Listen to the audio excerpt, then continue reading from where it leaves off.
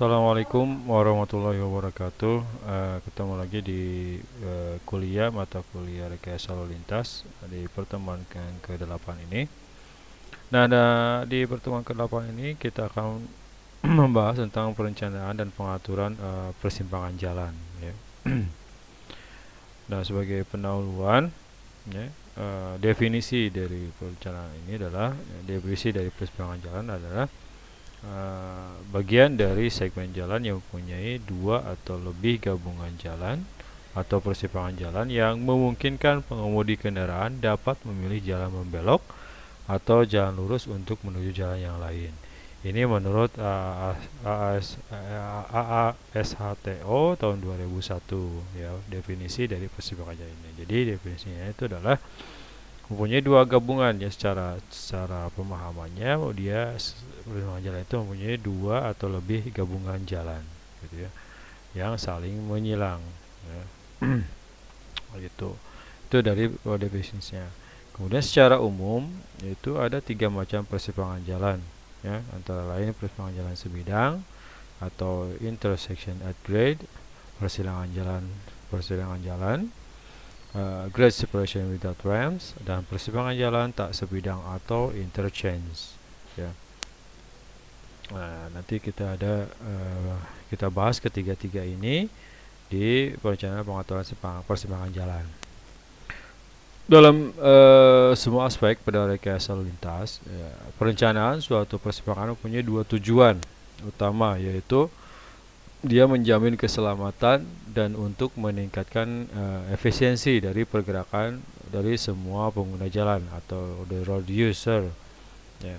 Jadi tujuan dari kita itu menjamin keselamatan dan meningkatkan efisiensi pergerakan, ya.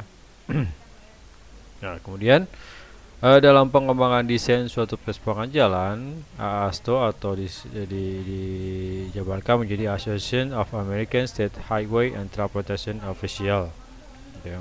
Itu merekomendasikan hal-hal berikut yang dapat dipertimbangkan dalam perencanaan persimpangan jalan ini. Yang pertama adalah faktor manusia atau human factor. Tentunya dari segi manusianya, yang pertama dicek dulu apakah dia mempunyai uji mengemudi, terus dari kejiwaan dan segala macam. Nah, itu faktor manusianya.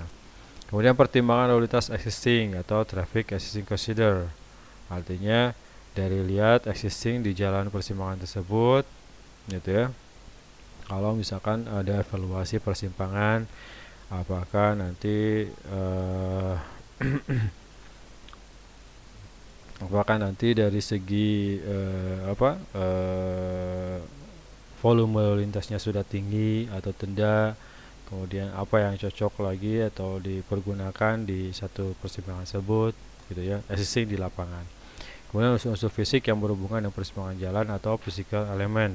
Nah, tentunya ini berhubungan dengan namanya geometrik jalan.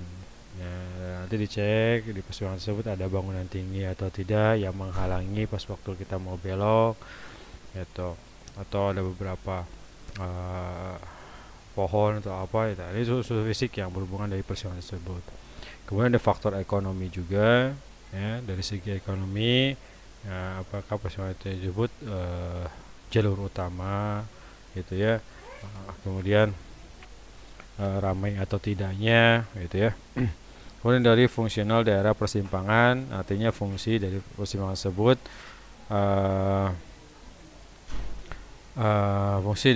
tersebut, artinya apakah dia jalan perkotaan, jalan luar kota, itu juga dicek lagi dari ini untuk suatu desain persimpangan jalan, ya. Jadi ada 5 faktor berdasarkan ASTO untuk dalam pengembangan suatu desain persimpangan. Faktor manusia, pertimbangan lalu lintas existing, kemudian unsur-unsur fisik, ya, kemudian faktor ekonomi dan fungsional daerah persimpangan. Nah, yang pertama faktor manusia. Nah, dari desain suatu persimpangan harus memperhatikan aspek psikologis dan fisiologis manusia, ya, yakni seperti waktu pit atau waktu respon pengemudi atau drive response time dan estimasi kecepatan pendekatan atau estimating approach speed, ya. Nah, ini yang kita sudah kemarin ada yang namanya estimating approach speed atau estimasi kecepatan, ya. Nah, kita sudah survei kemarin ya, secara tidak langsung kita sudah mempelajari ya tentang estimasi kecepatan ini. Dan ya, terutama juga dari segi psikologisnya, ya, dan fisiologi di masa tersebut. Yang kedua, pertimbangan lalu lintas existing atau traffic existing consider. Nah, hal ini dia meliputi peninjauan pada kapasitas jalan yang menunjang terhadap kebutuhan pengguna jalan, penyebaran dari tipe kendaraan, dan penyediaan kebutuhan khusus bagi pejalan kaki dan pengendara sepeda.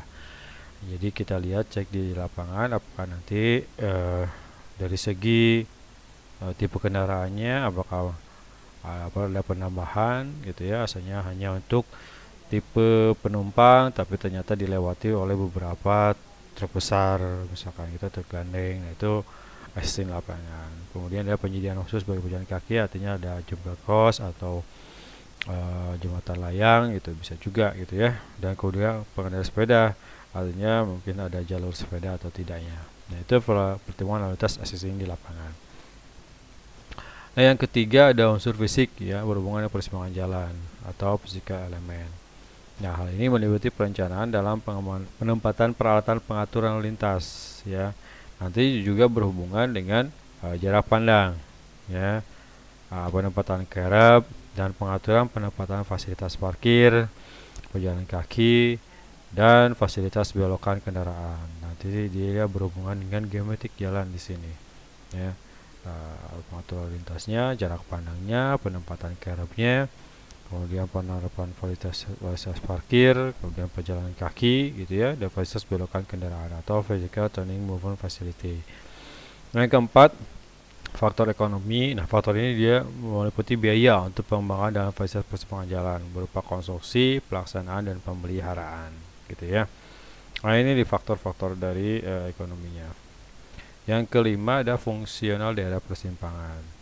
Nah, desain persimpangan jalan juga harus menunjukkan yang fungsional dari persimpangan penuh yang meliputi daerah pengurangan kecepatan dan percepatan sebelum persimpangan jalan, terutama pada persimpangan bersinyal. Ya, jadi harus ada namanya jarak atau daerah di mana dia ada pengurangan kecepatan sebelum dia memasuki di persimpangan tersebut. Kemudian fungsi operasionalnya ini dari persimpangan jalan itu adalah untuk memberikan fasilitas perubahan arah dari gerakan kendaraan selama melakukan perjalanan gitu ya. Nah, itu 5 dari menurut Arasto tentang desain dan evaluasi dari persimpangan atau faktor manusia, pertimbangan lalu lintas existing, unsur-unsur fisik yang berhubungan persimpangan jalan, dan kemudian 4 faktor ekonomi atau faktor, dan kelima adalah fungsional persimpangan. Nah, kemudian prinsip-prinsip desain suatu persimpangan jalan adalah yang pertama, kenapa tujuan atau manfaat dari kita mendesain suatu persimpangan. Itu yang pertama, dia mengurangi titik konflik atau titik pertemuan arus lalu lintas yang padat. Yang kedua, sebagai pengendali kecepatan dari kendaraan. Yang ketiga, mengkoordinasikan antara desain pada persimpangan jalan dengan menempatkan rambu-rambu lalu lintas atau traffic light dan pengaturan titik konflik atau titik kepadatan arus lalu lintas. Yang keempat, itu menentukan alternatif dari geometrik persimpangan jalan sesuai dengan kondisi asli jalur lalu lintas kendaraan. Jadi tujuannya ada 4 itu ya. Ada mengurangi titik konflik atau pertemuan arus lintas. Yang kedua, sebagai pengendali kecepatan dari kendaraan. Yang ketiga, mengkoordinasikan antara desain pada persimpangan jalan dengan penempatan rambu-rambu lintas dan pengaturan titik konflik atau titik kepadatan arus lintas. Menentukan alternatif dari geometrik persimpangan jalan sesuai dengan kondisi asli jalur lalu lintas kendaraan. Nah, ini ada beberapa titik konflik ya menurut teori di persimpangan. Ini contoh, ada persimpangan 3 ya. Ini ada pulau lalu lintas, ada median. Yang ini adalah rambu pemisah arus ya, lalu lintas lurus. Ini lurus ke sana, ini ada yang belok, kemudian yang B. Itu rambu larangan belok kiri misalkan ya. Nah, tidak boleh langsung ya. Tidak boleh langsung belok kiri. Kemudian rambu larangan belok kanan. Nah, itu adalah menurut secara ini ya, secara detailnya seperti ini. Karena yang belok kiri ada di sini langsung. Kayaknya di sini tidak boleh ada yang belok kiri. Ini belok kanan juga sebenarnya tidak boleh langsung ke daerah sini. Nah, ini adalah titik konfliknya. Kemudian ada macam-macam persimpangan jalan. Yang pertama ada persimpangan jalan sebidang atau grade intersection. Nah, bentuk pertemuan sebidang ini berfungsi untuk melayani komposisi arus lintas yang menerus dan membelok. Ya, disesuaikan dengan letak jalan lokal dan jalan kolektor yang ada. Artinya jalan sebidang atau grade intersection. Nah, ini contoh dari persimpangan jalan sebidang bercabang 3. Ya, secara ilustrasinya seperti ini. Bentuk T ya. Dan pada keadaan ini arus lintas di jalan 3 ya, jalan 3 ini dapat membelok ke kiri, sedang arus lalu lintas di jalan 2 dapat membelok ke jalan 1, dapat membelok ke jalan 1 ya. Yang kedua bisa belok ke sini atau belok ke sana gitu ya.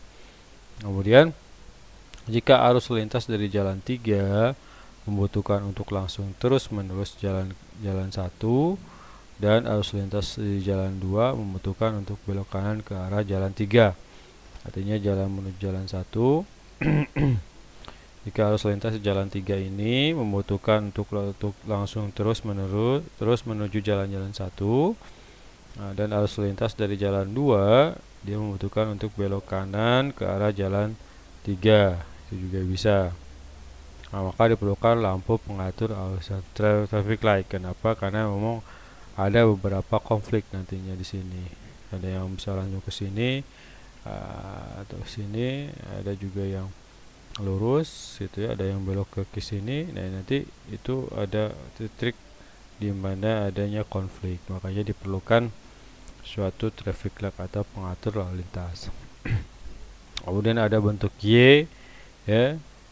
Bentuk Y seperti ini belok kanan langsung. Nah, persimpangan jalan sebidang bercabang 3 ya. Dengan adanya penambahan jalur di sini. Nah, biasanya ini ya. Kemudian ada penambahan jalur di sebelah dalam ya, artinya pada keadaan ini arus lintas di jalan 1 ke jalan 2 dari jalan 2 ya menuju jalan 3 adalah besar, jadi diperlebar, ada pelebaran jalan, sehingga direncanakan jalur tambahan pada sisi dalam bagian jalan 2 dan sehingga kendaraan dari jalan 1 yang akan membelok ke jalan 2 dan kendaraan dari jalan 2 yang akan membelok ke jalan 3 harus masuk juga jalur tambahan ini ya, biasanya ada tambahan di sebelah dalamnya. Kemudian ada penambahan jalur di sebelah luar gitu ya, karena memang misalkan kalau ada yang mau belok di sini, kalau ini jalurnya real existing tidak ada penambahan, biasanya sini juga terjadinya kemacetan atau konflik ya. Makanya ya sudah belok ke sini ada pelebaran, masuk ke sini dulu baru ke sana, jadi enggak terlalu ini. Nah, pada keadaan ini apabila arus lintas dari jalan 2 jalan 3 yang akan belok ke jalan 2 ya, jalan 3 ini belok ke akan 2, maka perlu direncanakan jalur tambahan gitu ya. Kemudian penambahan jalur di sebelah luar dan dalam. Nah, ini ada penambahan di luar ya, di dalam dan di luar. Nah, pada keadaan ini jika arus lintas yang membelok dari jalan 1 ke jalan 2, dari jalan 2 ke jalan 3, dan dari jalan 3 ke jalan 2 adalah besar, maka perlu diadakan penambahan jalur di bagian luar dan di bagian dalam. Nah, sehingga dalam hal ini arus lalu lintas menerus dari jalan 3 itu menuju ke jalan 1, ya, tidak mengalami namanya gangguan karena dapat masuk ke jalur tambahan gitu ya. Kemudian untuk arus lalu lintas menerus dari jalan 1 menuju ke jalan 3, nah, dari sini ke sana gitu ya, akan mengalami sedikit hambatan yang disebabkan oleh arus lalu lintas yang membelok dari jalan 3 menuju ke jalan 2. Jadi arah sana ya, kalau mobil di sini ke sana jalan 1 ke 3 itu akan terganggu karena adanya belokan di sini, ada kendaraan yang membelok di sini akan sedikit terganggu ya di jalur 3 ini. Yang membelok dari jalan 3 ke 2. Nah, alternatif solusinya adalah dengan penempatan lampu pengatur lalu lintas atau traffic light pada bagian jalan 1. Ada traffic light di sini, ada penambahan, dan di bagian jalan 3 ada traffic light di sini sehingga pengaturannya enak dari sini ke sini, gitu ya. Kemudian ada persimpangan jalan sebidang bercabang 3 dengan pemisahan jalur. Ya, ini bercabang 3 tapi ada pemisahan jalur. Nah, untuk dapat mengurangi hambatan dalam kelancaran arus lintas disebabkan oleh arus lintas yang membelok, selain dipakai cara penambahan jalur juga dipakai cara pemisahan jalur gitu ya. Tadi ditambah ya, sehingga ini dipisah ya. Di sini jalur lintas dipisahkan antara yang membelok dengan yang menerus. Ya, pemisahan jalur dapat dilaksanakan dengan pembuatan pulau lalu lintas yang utamanya berfungsi, yaitu pertama memisahkan jalur jalan. Nah, ini pulaunya. Jadi tertata jalur yang mau belok kiri, jalur yang lurus dan belok tadi arah sana. Gitu ya. Ada namanya pulau. Ada pemisah, gitu ya. Nah, yang kedua mengurangi luas daerah yang diaspal dan tidak dilalui oleh kendaraan. Yang ketiga, tempat rambu lalu lintas atau traffic light yang mengatur arus kendaraan pada persimpangan jalan tersebut, gitu ya. Ini yang bercabang 3 dengan pemisahan jalur. Kemudian yang disarankan antara misalkan ada pertemuan antara kelas jalan arteri dengan arteri, maka disarankan namanya simpang susun atau interchange atau grade separate atau simpang bersinyal ya. Artinya simpang susun bisa dengan di atas atau di bawah, artinya dengan flyover atau di bawah itu dengan terowongan, atau dengan simpang bersinyal dengan namanya lampu lalu lintas. Itu kalau misalkan pertemuan jalan antara arteri dengan arteri. Yang tidak disarankan bila pertemuan arteri dengan arteri itu ada bundaran, kemudian simpang tak bersinyal, artinya tidak ada lampu lalu lintas dan memakai bundaran. Itu kalau jalurnya arteri dengan arteri ya. Nah, ini contohnya interchange diamond pertemuan freeway jalan kolektor ya. Nah, ini salah satu contohnya. Jadi ada namanya flyover di sini, jadi tidak ada konflik yang terlalu banyak di sini. Itu di persimpangan ini. Kemudian ini juga sama, interchange circular flip bila ada halangan di suatu sisi. Ya, jadi kalau ada yang mau belok ke arah sini bisa muter dulu ke sini baru bisa masuk. Itu ya. Ini juga sama, berarti masuk. Juga lurus dari sini.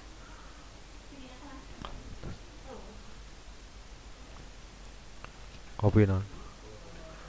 Kopi hidung mah aya sih. Itu.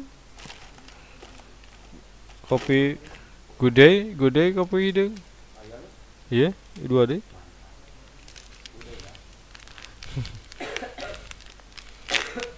Sesati. Jadi itu kemudian simpang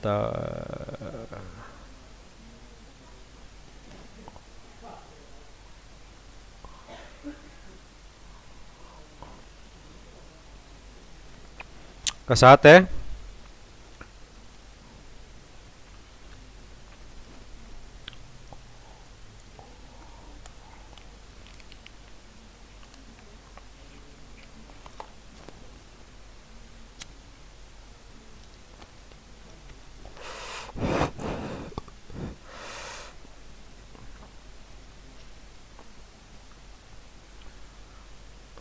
Ke persimpangan yang kedua ada persimpangan jalan atau graduation with ramp. Nah, dari persimpangan ramp ini merupakan dua jalan yang saling bersilangan, satu dengan yang lainnya dan tidak bertemu pada satu bidang. Jadi bentuknya silang, ya. Nah, sehingga arus lintas dari jalan yang satu tidak dapat berpindah jalur ke jalan yang lain karena tidak ada jalan yang menghubungkannya atau rem. Ya. Nah, untuk perencanaan yang jalan yang bersilang ini, yang pertama, tidak ada kebutuhan membelok atau berpindah jalur dari jalan yang satu ke jalan yang lain. Ya, jadi silang jalur dia tetap di jalur masing-masing, itu tidak ada yang belok ke jalur yang lain. Kemudian arus lintas pada jalan yang satu tidak boleh terhambat oleh arus lintas yang lain dan dipakai untuk pelayanan kebutuhan lalu lintas cepat atau biasanya merupakan jalan bebas hambatan atau freeway. Nah, ini salah satu contohnya. Pada perencanaan persimpangan jalan ini juga harus diperhatikan ketentuan perencanaan sebagai berikut. Ya, yang pertama dia perencanaan geometrik dari persimpangan jalan harus dirancang sedemikian rupa sehingga bangunan persimpangan tidak memberikan kesan sempit pada pengguna jalan dan arus lalu lintas dapat berjalan dengan lancar. Maka perlu direncanakan jarak pandang bebas, tinggi ruang bebas berdasarkan kelainan maksimum dari sudut persimpangan jalan. Kemudian yang kedua, keadaan jalan dan volume arus lintas juga mempengaruhi penentuan jenis persilangan atas atau overpass dan di bawahnya atau underpass. Ini underpass, ini overpass. Jadi satu sama lain tidak ada yang bisa membelok ke jalur underpass atau jalur overpass. Jadi tetap bersilangan. Itu ya. Dan yang ketiga ada persimpangan jalan tak sebidang atau interchange. Ya, tadi persimpangan jalan sebidang, persimpangan bersilang dan persimpangan tak sebidang atau interchange. Nah, apabila volume arus lintas yang melalui suatu pertemuan jalan atau persimpangan jalan sudah mencapai kapasitas pelayanan jalan, ya artinya kemarin kita sudah namanya adanya survei volume arus lalu lintas, gitu ya. Nah, bila titik kapasitas jenuhnya sudah melampaui batas pelayanan, maka arus lalu lintas tersebut harus dapat melewati pertemuan jalan tanpa harus mengalami hambatan yang disebabkan oleh arus lalu lintas dari jalan lain, ya, berupa arus lintas menerus atau membelok, sehingga diperlukan suatu persimpangan jalan tak sebidang atau interchange. Nah, kemudian pada persimpangan jalan tak sebidang ini, ujung-ujung jalan bertemu tidak secara langsung, tetapi menggunakan suatu jalur-jalur penghubung atau rem, ya, yang terpisah sehingga ada kemungkinan untuk berganti arah atau berpindah jalur dari jalan yang satu ke jalan yang lain dengan melalui jalur penghubung atau rem tersebut. Nah, menurut fungsi dari jalur-jalur jalan di daerah atau interchange ini, itu dapat dibagi ya sebagai berikut. Yang pertama ada jalur utama atau main lane, jalur untuk lalu lintas utama. Kemudian jalan kolektor atau jalur distributor, itu merupakan jalur pengumpul atau pembagi arus lalu lintas menuju atau keluar jalur utama. Kemudian yang ketiga, jalur perlambat atau jalur percepatan atau speed change lane. Nah,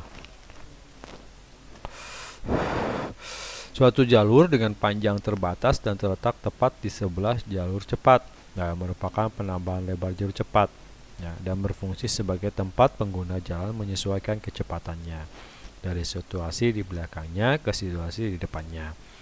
Yang keempat ada jalur penghubung atau rem. Nah, suatu jalur yang berfungsi sebagai penghubung antara jalan-jalan utama yang bertemu. Nah, ini salah satu contoh beberapa bentuk tipikal persimpangan tidak sebidang. Simpang tidak bersebidang atau flyover, ya. Ini juga sama, simpang susun tiga kaki bentuk trompet, ada rem, keluar off rem dan on rem atau yang masuk, ini off, ya, ini yang masuk ke jalur, ini yang keluar, ya, ini juga saya keluar, gitu ya.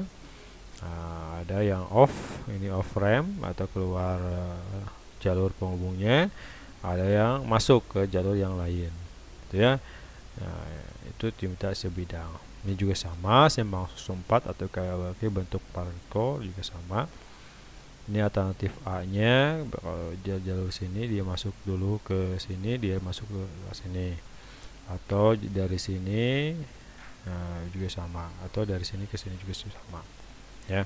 Nah, ini simpang susun 4 bentuk. Kemudian ini juga sama, gitu ya, bentuk-bentuknya. Nah, dari persimpangan tidak sebidang. Nah, ini beberapa contoh gambar perencanaan untuk simpang tak sebidang. Ya, ada bentuk diamond, ada rotary, ya. Kemudian persimpangan jalan tak sebidang yang bercabang 3 atau trileg, ya tadi yang 4 gitu ya, ada rata-rata 4. Kemudian ada jalan 3 trilegs interchange. Nah, umumnya hanya mempunyai satu bangunan persilangan, kecuali bila terjadi hubungan langsung atau jalur yang ada. Nah, ini bisa langsung sini atau ke sini. Kemudian ada pertemuan tak sebidang bercabang 4, tadi 3, ya, jalur penghubung dengan satu rem, ya. Ada satu rem di sini, bisa masuk ke dari sini, bisa masuk ke sini langsung, atau dari sini juga keluar masuk ke sini, itu ya. Ini juga sama, contoh interchange dengan satu rem, ya, artinya dia satu jalur ini, ya, dia bisa keluar atau masuk ke sini, jalur ini langsung masuk ke sini, satu rem, atau masuk ke jalur yang off rem, ya, ini on, ini off, gitu ya, off rem, jalur penghubungnya. Juga penghubung untuk kalau dua rem, ya, atau dua penghubung dari sini juga masuk, atau dari sini keluar masuk juga. Ini keluar, ini masuk, ini juga keluar, ini masuk, gitu ya. Ini salah satu contohnya dengan dua rem atau dua penghubung, ya, keluar dari jalur utama, ya, masuk ke sini, ini juga masuk ke sini, ya, juga keluar dari sini. Kemudian ada jalur penghubung 3 rem, ya, ini sama ilustrasinya seperti ini, dia masuk ke ini, keluar, ini masuk, ini keluar, ini masuk, ini keluar, ini masuk, ini keluar, ini masuk, ini keluar, gitu ya. Nah, contoh ilustrasi seperti ini dengan 3 rem, ya. Kemudian ada jalur penghubung 4 rem, ya, sama, bisa berbentuk diamond seperti ini, atau kalau flip kita berbentuk daun, ya, daun seperti di bendera Kanada itu color cliff interchange. Ada yang bentuk diamond atau intan atau diamond interchange. Nah, ini contoh for clip, ya. Jalur utama atau freeway kolektor, dia bisa masuk ke sini, dia bisa keluar di sini, gitu ya. Ini juga sama bentuknya, overlap tadi, ya, dia masuk sebelum jalur utama ke atas, overlap, dia masuk atau dia keluar dari sini, gitu ya. Ini juga sama, ya. Ini beberapa ini. Ini beberapa contoh juga ini di Indonesia, ya. Nah, ini kalau nggak salah di bundaran apa, saya lupa ini. Di Semanggi kalau nggak salah. Ya, nah ini juga sama, ya. Simpang 3 susun ini 1, 2, 3, 3 susun, ya, 3 susun per 1, 1, 2, 3, 3 susun persimpangan. Ini juga sama di Brazil, itu ya. Nah, ini sama, ya, 2 bus rem. Jadi beberapa contoh, ya, persimpangan, ya. 3 rem susun, gitu ya, simpang susun sama 3, 1, 2, 3, simpang susun 3. Nah, oke, itu saja, ya, pertemuan ke-8 ini tentang perencanaan pengaturan jalan. Ada 3, ada pengaturan simpang sebidang, ya, ada pengaturan apa tadi, perencanaan sebidang, kemudian